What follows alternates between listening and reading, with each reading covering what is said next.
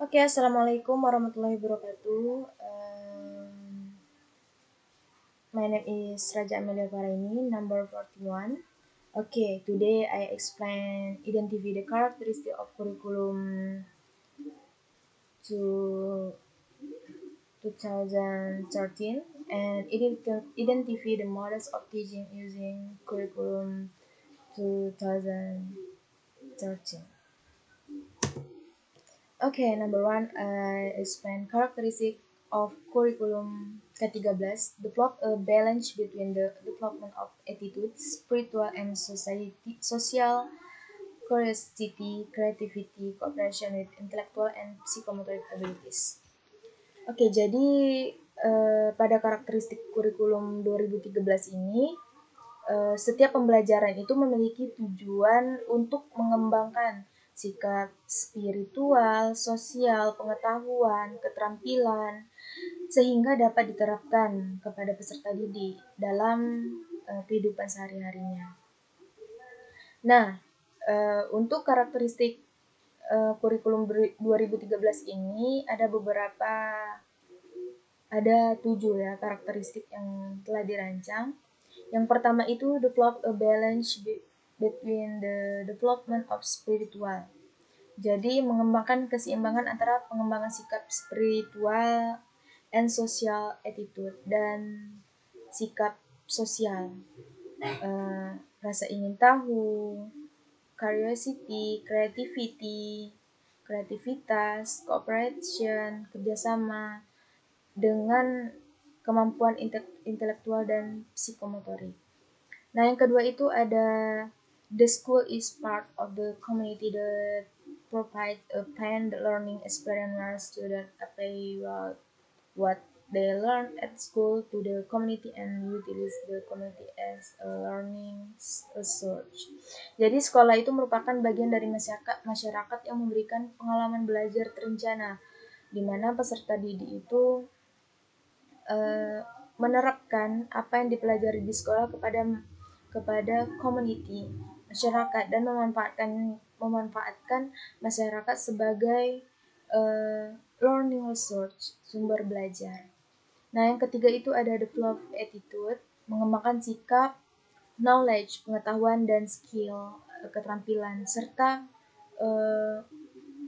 menerapkan dalam berbagai situation in school and communities. Jadi menerapkan dalam berbagai situasi di sekolah dan di masyarakat. Nah, yang keempat itu memberikan low sufficient time, waktu yang luasa to develop various attitude, knowledge and skill. Jadi memberikan waktu yang cukup leluasa untuk mengembangkan berbagai sikap, pengetahuan, dan skill. Yang kelima itu competencies are states in the form of class core competence which are further detailed in the basic competencies of the subject. Nah, jadi kompetensi ini dinyatakan dalam bentuk kompetensi inti kelas yang dirinci lebih lanjut dalam kompetensi dasar mata pelajaran. Yang keenam itu core class competencies become the organizing element. Jadi kompetensi inti kelas ini menjadi unsur pengorganisasian of basic competence. Jadi pengorganisasian kompetensi dasar di mana semua kompetensi dasar dan proses pembelajaran itu dikembangkan untuk mencapai kompetensi yang dinyatakan dalam develop based on dalam in the core competence. Jadi dalam kompetensi intinya. Yang ketujuh itu kompetensi dasar dikembangkan didasarkan pada prinsip akumulatif. Basic competence are developed based on accumulative principle. Mutually reinforcing atau are reinforced. Jadi kompetensi dasar dikembangkan didasarkan pada prinsip akumulatif, saling memperkuat reinforcing, dan memperkaya enrich between subject. antar mata pelajaran dan jenjang pendidikan organisasi horizontal and vertical organization. Selanjutnya itu ada implementation of kurikulum 2013. Ada beberapa, ada 5. Yang pertama itu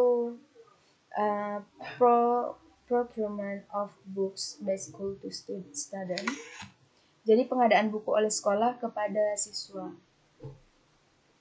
Jadi proses pengadaan buku ini dimulai dengan penyediaan anggaran. Yang diperlukan adalah data siswa, itu untuk bukunya bisa dibeli dengan membeli sendiri atau tender. Setelah tahapan pengadaan buku tersebut diubah kepada dokumen pengadaan buku, maka berikutnya adalah mendapatkan jadwal semester dan jadwal pelatihan. Baru kemudian buku itu bisa diberikan kepada para siswa. Next, yang kedua itu teacher training, pelatihan terhadap guru. Jadi guru ini juga dimulai dari penyediaan anggaran yang melibatkan data guru juga, kurikulum dari pelatihan, modul, rincian biaya, dan surat edaran. Yang kemudian dilanjutkan dengan proses persiapan pelatihan, mulai dari persiapan materi dan dilanjutkan dengan persiapan narasumber. Nah, setelah itu akan dilanjutkan dengan pengadaan instruktur nasional melalui proses seleksi. Jika sudah, maka akan dilanjutkan dengan pelatihan guru. Yang ketiga itu mentoring for teacher, pendampingan terhadap guru. Nah, setelah melalui tahapan kedua, yakni pelatihan, maka dilanjutkan dengan tahapan ketiga, proses pendampingan terhadap guru. Yang diperlukan itu namanya pembuatan anggaran dan guru pendamping. Sesudah ada penetapan guru pendamping, maka dilanjutkan kepada proses pelaksanaan pendampingan itu. Setelah dilanjutkan ke proses pelaksanaan, maka dilaksanakanlah proses pembelajaran tersebut. Nah, selanjutnya yang keempat itu implementation of learning, pelaksanaan pembelajarannya itu. Jadi ini sudah masuk ke tahap pelaksanaan pembelajaran yang dilakukan oleh guru yang telah mendapatkan bimbingan dari pihak pendamping.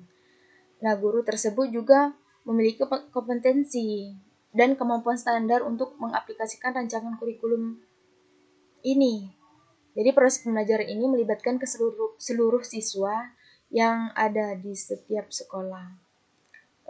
Untuk yang terakhir ini monitoring and evaluation. Jadi adanya monitoring dan evaluasi. Setelah proses pembelajaran dilakukan, pelaksanaan pembelajaran dilakukan, berikutnya itu akan diadakan monitoring dan evaluasi pembelajaran.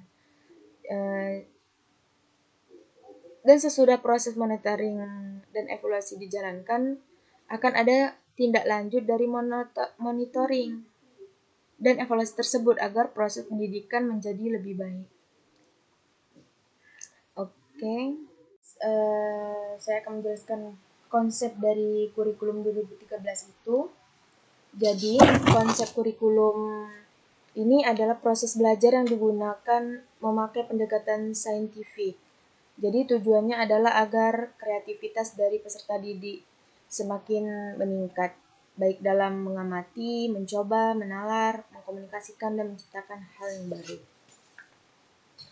Nah, jadi kurikulum 2013 ini menawarkan konsep tersendiri yang relatif berbeda dengan konsep kurikulum sebelumnya, di mana ada beberapa domain utama yang menjadi sorotan dalam kurikulum ini. Ya, di antaranya ada sikap, keterampilan, dan juga pengetahuan.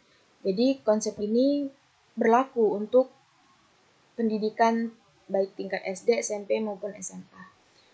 Nah, jadi ada beberapa penjelasan mengenai konsep dasar kurikulum 2013 tersebut. Yang pertama itu ada attitude, yakni sikap. Dari segi sikap, kurikulum 2013 ini berkomitmen agar siswa atau peserta didik ini nanti menjadi pribadi yang beriman, memiliki sikap percaya diri dan berakhlak mulia, serta mampu bertanggung jawab di alam dengan berbagai hal. Dan juga siswanya dituntut untuk mampu melakukan interaksi secara maksimal dengan lingkungannya secara sosial, alam, dan juga beradaban yang ada di dunia ini. Jadi proses yang akan dilakukan siswa agar sasaran ini dapat terwujud adalah dengan menerima pembelajaran, kemudian menjalankan, disusul dengan menghayati, menghargai, dan juga mengamalkan apa yang didapatkan. Dari proses inilah karakter utama peserta didik itu akan terwujud dengan baik. Nah, selanjutnya itu ada skills, keterampilan. Jadi selain sikap dan kepribadian siswa, konsep kurikulum ini juga menitikberatkan kepada keterampilan yang dimiliki, skill yang dimiliki oleh siswa. Jadi tujuan dari sasaran ini adalah agar siswa itu dapat menjadi pribadi yang memiliki kemampuan yang tinggi atau berkualitas, ya. Baik itu kemampuan di dalam berpikir maupun kemampuannya dalam bertindak. Dengan demikian, peserta didik ini diharapkan akan menjadi orang yang produktif dalam segala hal, baik dalam hal yang sifatnya konkret atau hal yang sifatnya abstrak. Dalam hal ini, siswa akan melakukan pengamatan, bertanya, berusaha untuk mencoba, menalar sesuatu yang dia dapatkan, lalu menyajikan, kemudian mencoba menciptakan sesuatu yang bernilai berarti. Nah, next, number 3, knowledge, yaitu pengetahuan. Jadi konsep dari kurikulum 2013 yang berikut adalah dari sisi pengetahuan. Dibuatnya konsep ini bertujuan agar peserta didik nantinya menjadi sosok yang mampu menguasai ilmu pengetahuan, memiliki pengetahuan baik budaya, seni, dan teknologi. Nah, selain itu mereka memiliki wawasan yang bersifat kemanusiaan, kenegaraan, kebangsaan, dan juga peradaban yang baik. Jadi siswa nantinya akan dapat mengetahui sesuatu, kemudian memahaminya. Tidak lupa juga akan diberikan peluang untuk melakukan analisa, setelah itu melakukan evaluasi, dan terakhir mampu menciptakan hal yang baru sesuai bidangnya atau sesuai basicnya. Okay, next, models of teaching using curriculum 2013. The conceptual structure that is used as a guide in implementing learning structure so that learning objectives can be achieved. Nah, jadi model pembelajaran ini adalah susunan yang terkonsep yang dipakai sebagai panduan dalam implementasi pembelajaran yang dibuat dengan terstruktur agar tujuan belajar itu bisa tercapai. Nah, untuk model dari kurikulum 2013 ini yakni ada 3. Yang pertama itu project based learning, yakni model pembelajaran berbasis project. Yang kedua itu problem based learning, yakni model pembelajaran berbasis masalah. And number 3, discovery learning, yakni model pembelajaran penemuan. Yang pertama itu project based learning. Jadi project based learning ini memiliki beberapa tahapan, yakni ada 8 tahapan. Yang pertama itu understand the syntax of each learning model. Jadi memahami sinteks tiap model pembelajarannya. Yang kedua itu analyze learning content or material, menganalisis konten atau materi pembelajarannya. Yang ketiga ada understand the context of learning, jadi harus memahami konteks peserta didik itu. Yang keempat itu preparing for a real world situation that can stimulate higher order thought process by creating dilemma, confusion, challenge, and ambiguity of the problem that are planned to be faced by student. Nah, jadi mempersiapkan sebuah situasi nyata yang dapat menstimulasi proses berpikir tingkat tinggi dengan menciptakan kebingungan, tantangan, dan ambiguitas dari permasalahan yang direncanakan yang akan dihadapi oleh peserta didik. Yang kelima itu determine the skill that will be used to face the real situation. Jadi menentukan keterampilan yang akan digunakan untuk menghadapi situasi yang nyata. Situasi yang benar-benar nyata. Yang keenam itu consider the allocation. Jadi mempertimbangkan alokasi waktu of learning time, waktu pembelajaran. Yang ketujuh itu determine the output to be produced. Jadi menentukan luarannya, outputnya yang akan dihasilkan. Yang terakhir itu analyze situation, situasi, menganalisis situasi, skill, dan outcomes. Luarannya dengan sintak model pembelajaran untuk menentukan model yang relevan. Oke, selanjutnya ada juga karakteristik dari based of learning, project based learning. Oke, yang pertama itu completion of task is carried out independently starting from the planning stage, preparation to product exposure. Nah, penyelesaian tugas itu dilakukan secara mandiri, dimulai dari tahapan planning stage, perencanaan, preparation, penyusunan, hingga pemaparan produknya. Nah, yang kedua itu student are fully responsible. Jadi peserta didik ini bertanggung jawab penuh terhadap project yang akan diproduksi, jadi yang akan dihasilkan. Nah, yang ketiga itu project involve the roles of peers, teacher, parent, and even the community. Nah, proyek itu melibatkan peran teman sebaya, guru, parents, orang tua, bahkan masyarakat sekitar. Yang keempat itu melatih kemampuan berpikir kreatif, train creative thinking skill. Nah, yang kelima, the class situation is very tolerant of the deficiencies and development of ideas. Jadi situasi kelas itu sangat toleran dan kekurangan dan perkembangan gagasan. Nah, selanjutnya masuk ke tahapan kedua, modals kedua, yaitu problem based learning. Jadi ini merupakan model yang membahas masalah belajar ya. Jadi ini memiliki beberapa tahapan. Yang pertama itu student orientation to the problem. Jadi orientasi peserta didik terhadap masalah itu. Jadi pada tahap ini guru itu harus menjelaskan tujuan pembelajaran dan aktivitas yang akan dilakukan agar peserta didik tahu apa tujuan utama pembelajaran. Nah, yang kedua itu ada organize to the study, mengorganisasikan peserta didik. Jadi kita sebagai guru membantu peserta didik mendefinisikan dan mengorganisasikan tugas belajar yang berhubungan dengan masalah yang telah diorientasi. Misalnya membantu peserta didik membentuk kelompok kecil, membantu peserta didik membaca masalah yang ditemukan pada tahap sebelumnya, kemudian mencoba untuk membuat hipotesis atas masalah yang telah ditemukan tersebut. Nah, yang selanjutnya itu yang ketiga ada guide individual and group investigation. Jadi membimbing penyelidikan individu dan kelompok. Jadi kita seorang guru mendorong peserta didik untuk mengumpulkan informasi sebanyak-banyaknya dalam melaksanakan eksperimen, menciptakan dan membagikan ide mereka sendiri untuk mendapatkan penjelasan dan pemecahan dari masalah yang ada. Selanjutnya yang keempat, develop and present the creation.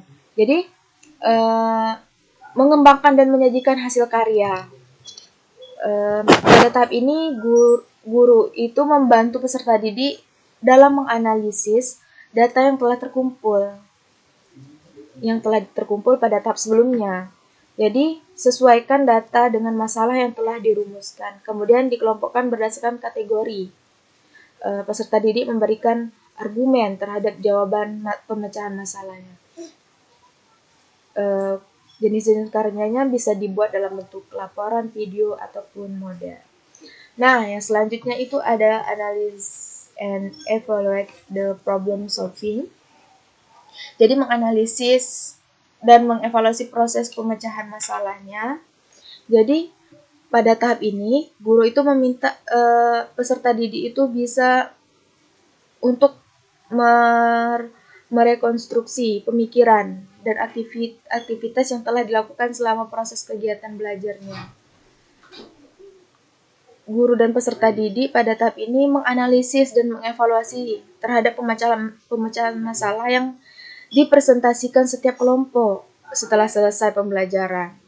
Jangan lupa kita sebagai seorang guru memberikan penguatan. Dengan demikian peserta didik memiliki konsep yang bulat, maksudnya memiliki konsep yang bulat tentang kompetensi dasar yang telah dipelajari. Oke, next yang ketiga itu mode discovery learning. Jadi penemuan pembelajaran. Jadi pada metode discovery learning ini memiliki langkah-langkah operasional implementasi dalam proses pembelajarannya, yakni ada 6. Yang pertama itu stimulation, kedua problem statement, data collection, data processing, verification, and last generalization. Nah, untuk stimulation atau stimulasi pemberian rangsangan. Jadi pada tahap ini berfungsi untuk menyediakan kondisi interaksi belajar, memberikan stimulasi dengan menggunakan teknik bertanya, yaitu dengan mengajukan pertanyaan-pertanyaan yang dapat menghadapkan siswa pada kondisi internal yang mendorong eksplorasi. Nah, yang kedua ini problem statement. Jadi pernyataan atau identifikasi masalah, memberikan kesempatan siswa untuk mengidentifikasi, menganalisis permasalahan yang mereka hadapi. Jadi merupakan teknik yang berguna dalam membangun siswa agar mereka terbiasa untuk menemukan suatu masalah. Yang ketiga itu ada data collection, pengumpulan data. Jadi pada tahap pengumpulan data ini berfungsi untuk menjawab pertanyaan atau membuktikan benar tidaknya hipotesis. Dengan demikian, siswa diberi kesempatan untuk mengumpulkan data.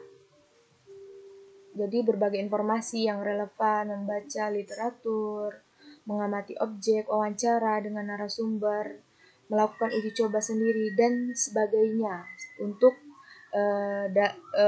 mengumpulkan data pada tahap data collection ini. Nah, selanjutnya yang keempat itu data processing. Jadi pengolahan data. Pada tahap pengolahan data ini disebut juga dengan pengkodean coding atau kategorisasi yang berfungsi untuk pembentukan konsep dan generalisasi. Jadi dari generalisasi tersebutlah siswa mendapatkan pengetahuan baru tentang alternatif jawaban atau penyelesaian yang perlu mendapat pembuktian secara logis. Nah, yang tahap kelima itu ada verification atau pembuktian. Jadi pada tahap ini bertujuan agar proses belajar akan berjalan dengan baik dan kreatif jika kita sebagai guru ini memberikan kesempatan kepada siswa untuk menemukan suatu konsep, teori, aturan, atau pemahaman melalui contoh-contoh yang pernah dijumpai dalam kehidupannya. Selanjutnya yang terakhir itu generalization. Jadi ini menarik kesimpulan atau generalisasi. Jadi berdasarkan hasil verification, maka dirumuskan prinsip-prinsip yang mendasari generalisasi. Setelah menarik kesimpulan, siswa harus memperhatikan proses generalisasi yang menekankan pentingnya penguasaan pelajaran atas makna dan kaidah atau prinsip-prinsip yang luas yang mendasari pengalaman seseorang serta pentingnya proses pengaturan dan generalisasi dari pengalaman-pengalaman itu.